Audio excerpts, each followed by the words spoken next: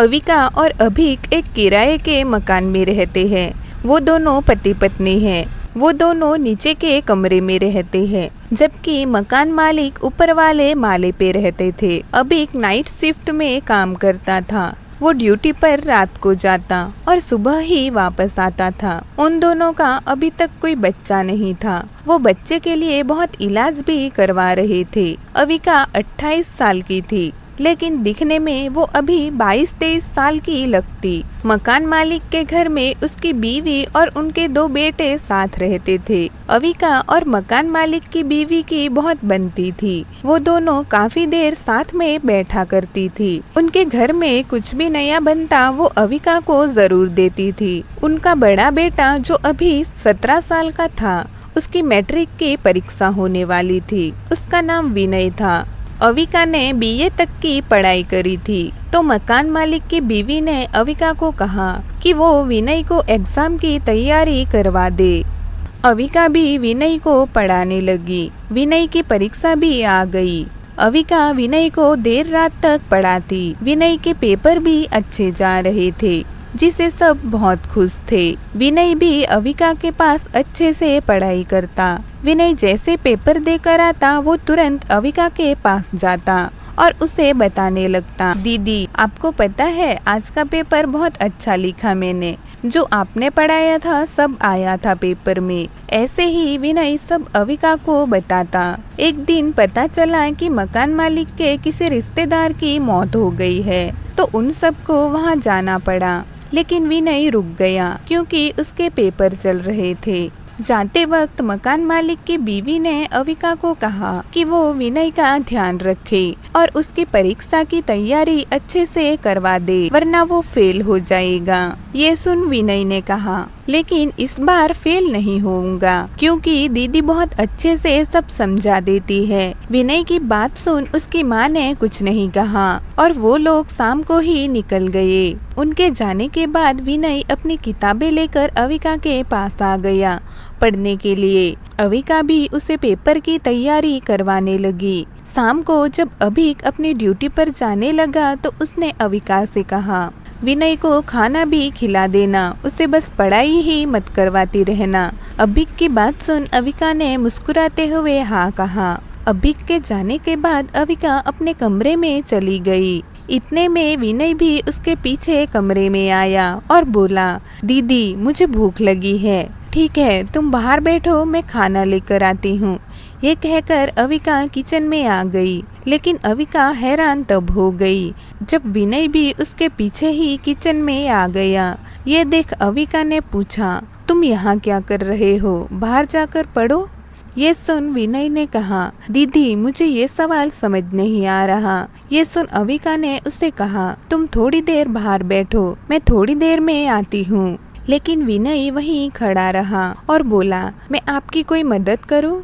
अविका विनय के इस रवैये से बहुत हैरान हो गई। आज से पहले विनय ने ऐसा कभी नहीं किया था। विनय एकदम से अविका के करीब गया और उसके हाथ से खाना लेकर खाने लगा। अविका बहुत घबरा गई, लेकिन उसने खुद को समझाया कि बच्चा है, शायद ज्यादा भूख लगी होगी। अविका अब किचन से निकलने लगी, लेकिन विनय रास्ते से हटा ही नहीं। अविका ने उसे रास्ते से हटने को कहा, लेकिन विनय ने उसकी बात को नजरअंदाज कर दिया। अविका वहाँ से निकल के बरामदे में आ गई। ठंड का मौसम था, जिस वजह से ठंड बढ़ रही थी। तो अविका ने विनय से कहा, विनय तुम ऊपर जाकर बाकी का काम कर लो, रात भी काफी हो गई है और ठंड भी बढ़ने लगी है। वैसे भी मैंने तुम्हें बहुत कुछ पढ़ा दिया है, फिर भी ना समझ आए तो पूछ लेना। विनय भी अपनी किताबें लेकर ऊपर चला गया, जबकि अविका कमरे में आ गई। अविका ने अपने कपड़े बदल कर नाइट ड्रेस पहन लिया और सोने जाने ही वाली थी कि दरवाजे पर दस्तक हुई। अविका ने पूछा, कौन है? दीदी मैं हूँ, विनय की आवाज आई। अविका ने अपना दुपट्टा लिया और दरवाजा खोला। दीदी वो मेरे कुछ नोट नहीं मिल रहे और कुछ सवाल समझ नहीं आ रहे, विनय ने कहा। ये सुन अविका बोली, ठीक है, कोई बात नहीं, तुम बैठो यहाँ। ये सुन विनय बोला, दीदी मैं अंदर आ जाऊँ? बाहर बहुत ठंड है। अविका उसे घर के अंदर नहीं ले जाना चाहती थी, लेकिन बाहर वाकई में बहुत ठंड थी, इसीलिए अविका उसे घर के अंदर ले गई। अंदर आते ही विनय ने दरवाजा ये कहकर बंद कर दिया कि कोई भी घर में घुस सकता है। उसके बाद अविका विनय को सवाल समझाने लगी। सवाल समझाते समझाते विनय अविका के बेहद करीब बैठ गया, लेकिन उसका ध्यान कहीं और ही था। थोड़ा पीछे हटो, इतने करीब क्यों आ रहे हो? अविका ने थोड़े गुस्से में कहा और विनय से दूर होने लगी कि उसने अविका का हाथ पकड़कर बेड पर गिरा दिया और कहने लगा, कब से दीदी दीदी कहकर मेरी जुबान थक गई है। कितनी मुश्किल से मौका मिला है करीब आने का, और तुम कह रही हो कि पीछे हटो। और तुम्हारी जो खूबसूरती है, इसे देख कोई कैसे तुमसे दूर रह सकता है। ये कहकर विनय अविका पर झपट पड़ा और उसने इसकी वीडियो भी बना ली और अविका को कहा, अगर तुमने किसी को कुछ भी बताया तो मैं सबको बोल दूंगा कि तुमने खुद मुझे यहाँ बुलाया था और ऐसे कपड़े पहनकर मुझे बहकाया और तुमने खुद सब कुछ किया। तुम तो खुद कब से मेरे पीछे पड़ी थी। मैं तो दीदी दीदी कहकर रिश्ते का मान रख रहा था, लेकिन आज घर पर कोई नहीं था तो अविका बहुत डर गई थी। अब विनय हर रात उसके साथ वो सब करता। अविका ने अपने पति अभिक से काफी बार घर बदलने की बात की, तो उसने कहा कि ये घर काफी सुरक्षित है। रात को मैं ड्यूटी पर जाता हूँ तो यहाँ सब होते हैं तुम्हारा ख्याल रखने के लिए, और आंटी के साथ भी तुम्हारी अच्छी बनती है और यहाँ सब चीजें हैं। जब विनय को ये बात पता चली तो उसने अपनी धमकी को सच कर दिखाया। वो अभिक के मन में शक पैदा करने के लिए जानबूझकर अविका के करीब होने लगा। अभिक भी ये बात महसूस करने लगा था। एक शाम को अभिक की छुट्टी थी, वो घर पर ही था। उस शाम विनय सीधा अविका के कमरे में चला गया। तब अभिक नहा रहा था तो विनय अविका के साथ बदतमीजी करने लगा। उसको पता नहीं था कि अभिक घर पर ही है। अविका ने विनय को धक्का दे दिया तो वो बोला, मैंने पहले ही तुम्हारे पति के मन में शक भर दिया है। एक चिंगारी ही आग को भड़काने को काफी है। ये कहकर विनय अविका के साथ बदतमीजी करने लगा। अविका ने खुद को बचाते हुए कहा, बाहर निकलो तुम, और उसे खुद से दूर करने लगी कि इतने में ही दरवाजा खुला और अभिक की आंखें फटी की फटी रह गई। उसे इस सब पर यकीन नहीं हो रहा था। उसे देखते ही विनय ने कहा, अच्छा हुआ आप आ गए अभिक भाई, और अपनी आंखों से सब देख लिया। ये मुझे खुद रात को बुलाती है। और विनय अभी बोल ही रहा था कि अभिक ने आगे बढ़कर उसे एक थप्पड़ मार दिया, जिसे वो हैरान हो गया। अभिक ने उसकी कोई बात नहीं सुनी और कमरे से धक्के मारकर उसे बाहर निकाल दिया और दरवाजा बंद कर दिया। फिर अभिक ने अविका की तरफ देखा, जिसे वो बहुत डर गई। उसकी आंखों में आंसू भरे हुए थे, वो थोड़ी थोड़ी कांप रही थी। उसने कहा, देखो अभिक, इसमें मेरी कोई गलती नहीं है। वो झूठ बोल रहा था। मैंने तुमसे प्यार किया था, अपने परिवार के खिलाफ जाकर तुमसे शादी की। अब मुझे अपनी मोहब्बत पर अफसोस हो रहा है, अभिक ने कहा और कमरे से बाहर जाने लगा। नहीं, आप मुझे गलत समझ रहे हो, अविका ने अभिक को रोकते हुए कहा।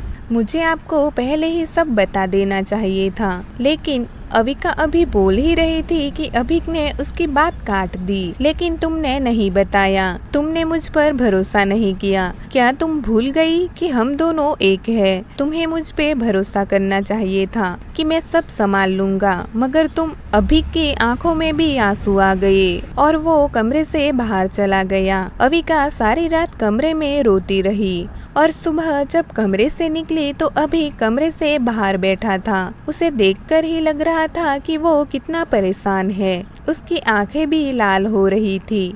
अभिक ने अविका को देखा और उसे अपने गले लगा लिया और रोने लगा। ये सब विनय भी देख रहा था। अगले ही दिन अभिक नया घर ढूंढने लगा और उसे 3 दिन में ही नया घर मिल गया। इन 3 दिनों में अभिक ने अविका को एक पल के लिए भी अकेला नहीं छोड़ा था। वो जहाँ भी जाता अविका को अपने साथ ले जाता। इन सब में अविका की तबीयत भी बिगड़ गई। लेकिन जब अस्पताल गए तब पता चला कि अविका माँ बनने वाली है। ये जानकर अविका ने ये भी टेस्ट करवा लिया कि ये बच्चा अभिक और उसका ही है कि नहीं। लेकिन रिपोर्ट करवाने से पता चला कि बच्चा उसका और अभिक का ही है। अभिक भी ये बात जानकर बहुत खुश था। अविका और अभिक की ज़िंदगी में खुशियाँ वापस आ गई और अभिक को भी अपनी नौकरी में तरक्की मिल गई और उसको कंपनी की तरफ से रहने के लिए घर और गाड़ी भी मिले, जिससे उनकी खुशियाँ दोगुनी हो गई। अविका और अभिक ने घर का सामान ले जाने की तैयारी कर दी थी।